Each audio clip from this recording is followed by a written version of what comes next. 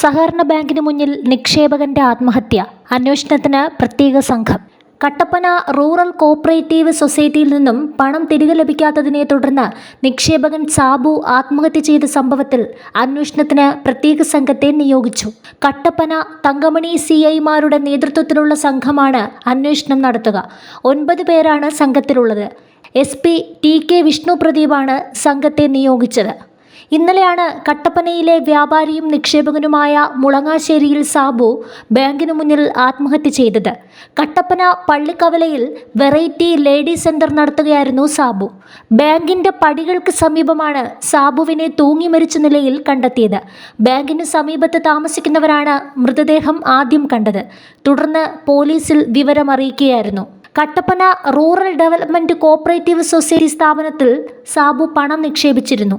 25 ലക്ഷത്തോളം രൂപയാണ് നിക്ഷേപിച്ചിരുന്നത്. ഈ പണം തിരിച്ചെടുക്കാൻ ശ്രമിച്ചെങ്കിലും ബാങ്ക് പ്രതിസന്ധിയിലായതിനാൽ മാസം തോറും നിശ്ചിത തുക നൽകാമെന്ന് അറിയിച്ചിരുന്നു. ഇതനുസരിച്ച് തുക നൽകിയിരുന്നു.